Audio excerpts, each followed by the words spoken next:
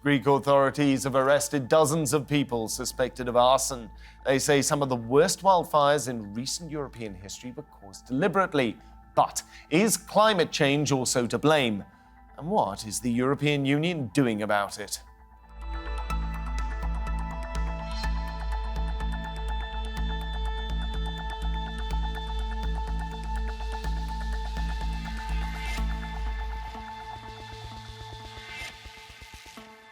Welcome to Roundtable. I'm Philip Hampshire. The European Commission has described a recent wildfire in Greece as the largest the continent has faced since records began in the year 2000. While the spark for the blaze may have been provided by an arsonist, climate change most likely created the conditions for it to spread. So, what's the European Union doing to protect countries who are on the front lines of extreme weather? This was one of the worst wildfires ever recorded in Europe. Hundreds of people have been forced to leave their homes, hospital patients evacuated, and an area just shy of the size of Greater Paris incinerated. More than 20 people have died. Dozens of people have been arrested for arson. A combination of heat waves, tinder-dry vegetation and strong winds have created the ideal conditions for the fires. And scientists place the blame for those on climate change. Greece is at the forefront of Europe's climate crisis. Other Mediterranean countries, including Spain, Italy and France, face similar challenges. According to the UN, the flammability of vegetation in the Mediterranean has increased faster than almost anywhere else on Earth since the late 20th century. Elsewhere, Germany, Austria, Hungary, Slovenia and the Czech Republic have experienced unseasonably heavy rains and flooding this summer. To help Greece fight the fires, Athens has turned to Brussels. In emergencies, EU member countries can call on its civil protection mechanism for resources such as firefighting planes and crew. About a fifth of the firefighters working in Greece are estimated to be part of a relatively new standing force as part of the mechanism. The RESC-EU programme is fully funded by the EU with a reported budget of $25 million, a seemingly small amount given the scale of the disasters it's likely to face in the coming years. The EU is spending billions on shifting towards a more climate-friendly economy. Member countries have committed to spending 30% of the EU's long-term budget towards climate-related projects. Will the EU's efforts to fight the causes and effects of climate change be enough? So let's bring in today's panel. In Paris, we have Yamina Saheb. She is a lead author for the Intergovernmental Panel on Climate Change. Meanwhile, from Bengaluru in India, we're joined by Dr. Unni Krishnan, Global Humanitarian Director at Plan International's Disaster Risk Management Team. Then we have Theodore Giannaros, who is an associate researcher at the National Observatory of Athens in Greece. And in Cambridge, here in the United Kingdom, we have Ella Gilbert, who's a climate scientist with the British Antarctic Survey. Thank you very much, everyone, for joining me. Yamina, I'm going to start off with you, if I may. Now, I'm painfully aware of the fact that a distinction must be drawn between weather and climate. Nonetheless, if you anecdotally look at the newspaper headlines and a map of Europe, it does seem to be the case that there are rather more wildfires this year than in previous decades. Do you think that this is connected to global warming, or is it just a statistical freak situation? No, science is clear. This is connected to global warming, and what we have been seeing in the last 2 or 3 years in Europe is just the beginning of climate impact that is even worse than that. It is likely that what we experienced so far will be remembered as the least cost in terms of human life and in terms of cost for infrastructure in the near future. Unni, are you in agreement with that? I'm totally in agreement, because our work, Plan International's work, is primarily in countries which are extremely fragile. And I'm talking about 1 billion children, that is half the number of children in the world, who live in fragile settings and whose lives are becoming even more difficult, especially those of girls and migrants and refugees becoming even more difficult because of extreme weather events. Theodore, working on the assumption you're also going to be in agreement with that, Why do you think Greece is being so badly affected this time around, as opposed to other countries who also, of course, are having strains placed upon them? Well, it's a combination of fire weather conditions and numerous fire ignitions that we are getting this summer. And I totally agree that what we are looking at today is the direct results of climate change, because we are getting an environment that is far more conducive to getting large extreme wildfires with catastrophic results. This is the results of climate change, and Greece is experiencing these effects this year. Now, Ella, if we have a look at some of the numbers that we've got here for the viewers to get a rough idea on just how bad this year is relative to previous years. We have here a graph which shows the annual average, those are the blue bars, that each country has faced in Europe from 2006 to 2022. Then the black bar demonstrates how many fires have been in this country this year alone so far. Of course, we're not at the year end yet. Spain's already over its annual average. Italy's very close to it. Greece is just under. Portugal, though, is about 3 or 4 times its normal annual average. What on earth is going on across Europe that so much of Europe is being affected by really bad fires? Meanwhile, we've got flooding going on in other parts of Europe, such as Germany and Slovenia. Yeah, I mean, as was said right at the top, these extreme events, not just wildfires, but also heat waves, droughts, floods, extreme weather in all its flavors, is exactly what we expect with a warming climate. The more that human activity changes and transforms our climate, the more extreme events like this we are going to expect. And it's already happening. Climate change is already happening here in Europe and all over the world. And as we continue to warm our climate, it's going to continue and worsen. What do we do about it now? Because immediately, if I were going to ask any of the 4 of you, what do we do about this? I know that the immediate response would come back, well, there needs to be sort of transnational government agreement about lowering carbon emissions and things like that. But that doesn't help somebody in Thessaloniki who's having to put out a fire on the roof of their house. So, Ella, what do we do about it in the situation where we stand right now? Yeah, well, I guess there's a different scale of response. Of course, we need to stop making the problem worse by curbing greenhouse gas emissions, and that means changing the way that we do things. But of course, that's a very long-term strategy. We also need to implement better disaster preparedness. That's more of a medium-term thing. And then we need to think about how we adapt to a future where this is going to become much more likely. But in the very immediate term, you need to have an on-the-ground response from local and regional and national governments and NGOs and all sorts of different people and organizations to help people escape the worst of the disaster, and especially the most vulnerable people, who are often those who are hardest hit. You know, the handful of people who've died so far in the most recent week of fires in Greece, most of them have been migrants. So lots of people who are already very vulnerable are being worst hit. Yamina, I'm assuming you agree with that entirely, but what would you like to see done in order to sort of try and mitigate the situation, I guess is the best way to put it? We must declare climate emergency. Our governments must declare global climate emergency like they did when we had the COVID crisis. It's only if they declare climate emergency, then we will have the plans that we need. So far, what we have been trying to have is plans for mitigation, for adaptation, for support, etc. We failed. We have been failing during 30 years. And now the situation is getting only worse every day. And every day that passes without climate emergency, without declaring climate emergency, it makes it harder to reduce emissions and to go in the right path. Unni, I can see a lot of nodding from you there.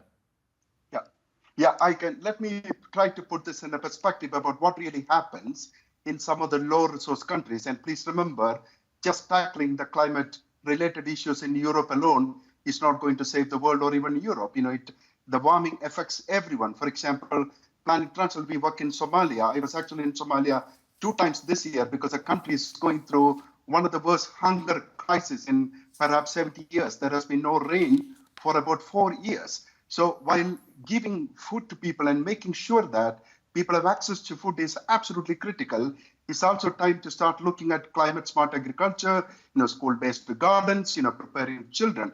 And if you look at Haiti, another country where we work, where my teams are on the ground right now in Haiti, the U.S. forecast from the U.S. government has been, the weather authorities has been, there would be possibilities of more hurricanes and extreme weather events this year, that is, starting from June until December. So the frequency and ferocity of weather-related events are going up. For example, if you look at 2021, extreme weather events have actually stopped more than 4 million girls completing their education in low-income countries. These are figures coming from the Malala Fund.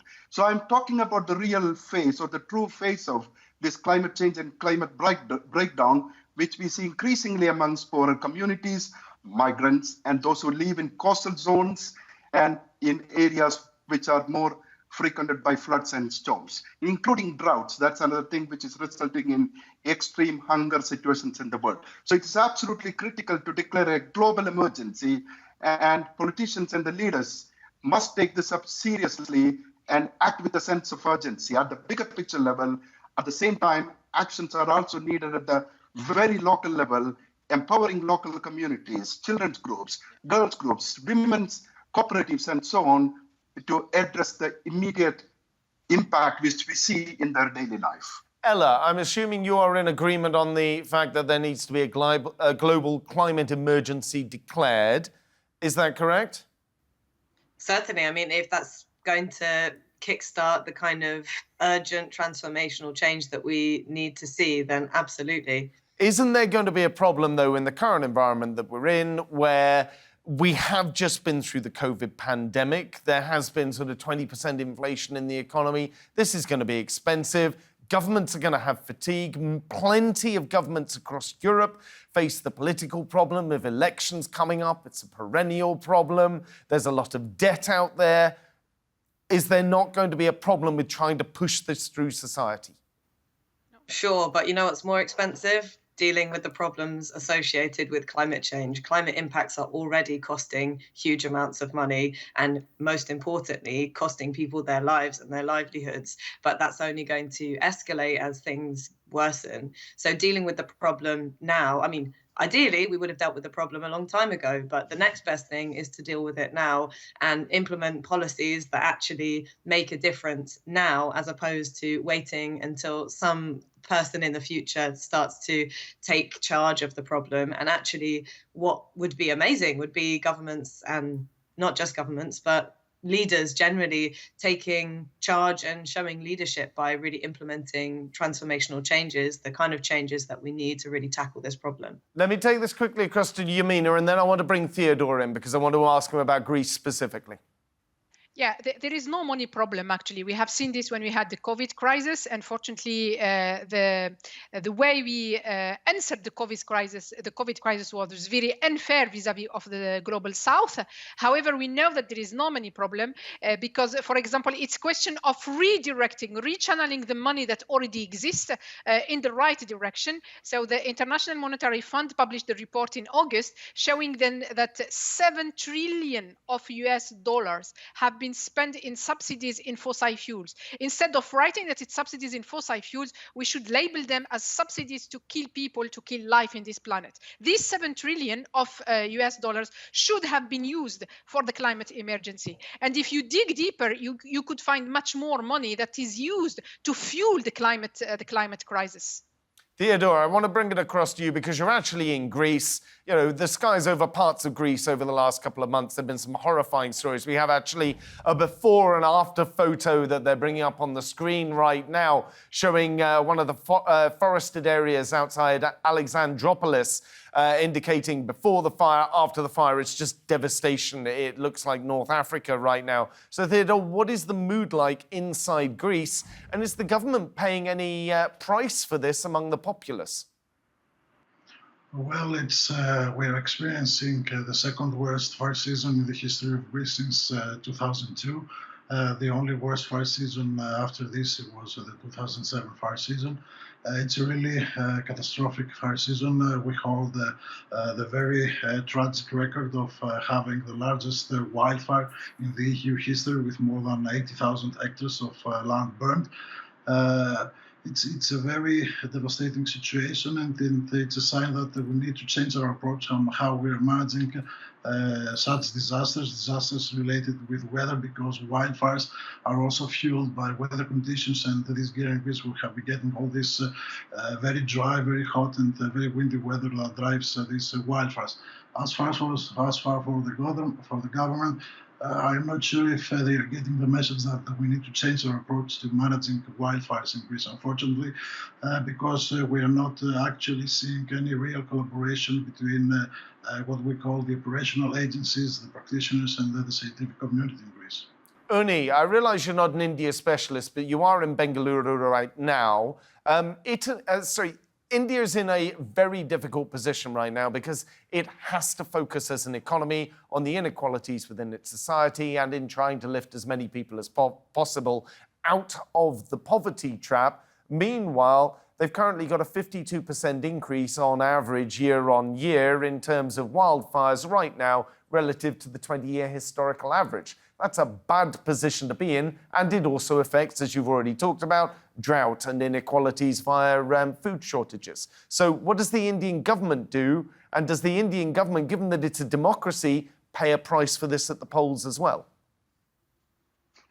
I can't comment on the Indian situation specifically, but what I can clearly say is that when it comes to climate change, the impact is felt more and more by poor communities, low-income countries, and some of the middle-income countries as well, those who are in the coast and places which are flooded and hit by the storm. So what is needed is, what Yamina and Ella clearly explained, that the global level actions are needed, where all leaders worldwide commit to stop and slow down the pace of global warming. At the same time, local actions, social protection programs, adaptation measures, mitigation measures at the local level, preparing local communities with better early warning systems, community-based organizations being empowered to interpret climate messages and prepare well in advance before the storm makes a landfall, creating children's groups at the community level. And most importantly, when it comes to the hunger crisis in the Horn of Africa or in Sahel, focusing specifically on some of the most vulnerable and girls and women. So actions are needed at all levels, and it's not just the issue of one country. Every country needs to play that role. In fact, everyone needs to play that role to stop the warming, as well as to meet the requirements and the unmet humanitarian needs of ordinary people, especially children, that to specifically girls who are impacted by the climate crisis. Right, I'm going to take this across to Yamina. Yamina, I've got a clip here. This is from the European Union Commissioner for Crisis Management, Yamina Saheb. Here's what he had to say about the situation. The situation that we see in Southern Europe shows that we are in the climate crisis. It's already here. It is not unexpected. The scientists have been telling us about this, and we have been preparing for this. We have decided to double the European aerial firefighting capacity after last year devastating fires in much of Southern Europe. Yamina, based on those words, it sounds like the European Commission and the European Union and the Commissioner with special responsibility for this issue is in total agreement with you. Where is the hold-up here? No, there is no climate. They did not declare. It's not the Commission who will declare that we are in climate crisis in the EU, that we are in crisis situation. It should be the head of states and governments. It's not enough to have this declared at the EU level, but we need to have this declared at the global level. So, for example, we will have the next COP taking place in Abu Dhabi under the leadership of the CEO of fossil fuel company. What we expect expect as citizens and as scientists from our leaders is to declare that no more collaboration with fossil fuels companies, and they declare the climate crisis instead of going to Abu Dhabi. This is what they should do. If we would have been in climate crisis, if this statement from the Commission would have been correct, or would have been, I don't think it received the approval of the member states. So it should have been announced at the end of the European Council meeting. This is how they did it in the COVID. Just go back to the way they did it with the COVID, and then they should do exactly the same. And then the European Council will give the responsibility to the European Commission to do what should be done to address the climate crisis. So Theodore, it's not enough to have statements like that. Theodore, you shook your head when you were listening to that clip. So what did you make of it? Yeah, because I believe that it is not enough for Europe to be sharing aerial firefighting means and sharing firefighters among the countries.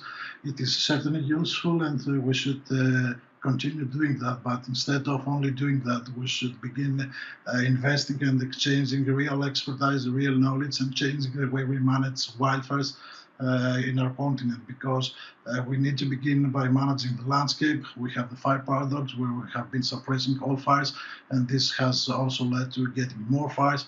We also have climate crisis that creates this very conducive fire weather to getting large and catastrophic wildfires. And the response of the European Union, unfortunately, is not what we are expecting. Instead of just sharing technology and the means to fight fires, we need to invest more in prevention, and we need also to move towards science-based fire management and solutions that are actually already available. Ella, you're with the British Antarctic Survey. I presume you've been down McMurdo Way, as it is, headed down there to the Southern Hemisphere. If we have any conversation about climate change, someone will eventually bring up and say, yeah, but there's weather stations down in Antarctica and it's getting colder in certain spots down there. You've been down there. What is it actually like? It's pretty otherworldly, and I can confirm that it is pretty cold. Unfortunately, Antarctica is also not untouched by climate change. In fact, it's warming extremely rapidly, much like the Arctic, which is warming 4 times faster than the rest of the planet, and where we're seeing increasing numbers of wildfires, particularly in places like Siberia and northern Canada. So the polar regions, what happens there affects us all, and they're not so distant from our everyday lives as we might like to think. And the pace of extreme events and the pace of climate change is really reshaping our polar regions as well. Theodore, coming back to you, you said that it's not enough to put the firefighters in place, but surely these kinds of emergency measures do need to be put in place in some form. And merely we're debating now, what do we need? Increased fire services? Do we need to start planning towns now with fire pits around them, the same as you would if you lived in an area with sort of monsoon floods? You have to put in increased storm drains, for instance. Do we have to start planning for fires, or is there another way through this, do you think? I believe that we need to understand that we have to adapt to living with fire, but at the same time we have to invest more in prevention and less suppression. Because actually in the last 2 or 3 decades we have been regarding wildfires in Europe as an emergency. We have been sending firefighters to suppress every fire, and this has led us to having all this unmanaged landscape where we have the availability of fuels, and now due to the climate crisis we are experiencing, all these fuels are drying out, they are getting very flammable, and then we can have the ignitions. And of course, we also have the sprawl of urban areas within the natural environment. And this is where things get really dangerous, because we can have many fatalities, as we unfortunately had in Greece back in 2018 and also in Portugal in 2017. And all these facts clearly shows us that we need to change how we manage the landscape, how we manage wildfires. We need to adopt science-based Are you talking about brush burning there for managing the wildfires, or are you talking about other techniques? Yeah. Prescribed burning is one solution. It is being currently applied in some Mediterranean countries. For instance, in Greece, we don't apply any prescribed burning. It's illegal. We need also to go back to indigenous knowledge, because our ancestors knew how to use and manage fire in order to manage the landscape. So we need to exploit all that knowledge and at the same time invest in early warning systems, better information about fire weather conditions, better communication of fire danger, in order to increase the awareness of people, so as to also reduce the possibilities of getting ignitions by negligence, for example. Ella, as a scientist at the sharp end of sort of climate change analysis, what areas do you think require more research right now? What areas, we are where we are right now, what do we need to look for the next generation of climate research? Otherwise, we're going to have people looking at this saying, well, we know it's getting hotter. Do we really need to know more about that? It's just going to get warmer from now on. Yeah, and I think the big picture is not going to change. What we're doing is understanding when things are going to start changing, how those impacts are going to have real tangible effects on people. For me, the most important thing that remains a big question is where tipping points lie, beyond which changes in certain systems become irreversible, on human timescales at least. And that's particularly relevant in the polar regions. For example, the collapse of the Greenland ice sheet or the West Antarctic ice sheet are things that would keep me up at night. And we really don't know enough to say when those might be breached. All that we can say is that the less warming that we as human beings create, the better, and the lower risk of exceeding those sorts of critical and frankly dangerous thresholds. Well, Yamina, Unni, Ella, Theodore, thank you very much, all four of you, for joining me today and agreeing to talk about this very difficult subject. I'm afraid that's all we have time for today. However, you can see more discussion and debate if you head on over to our YouTube channel. Just go to YouTube and search for Roundtable TRT World. But for now, from me here and the entire team, thank you for watching and goodbye.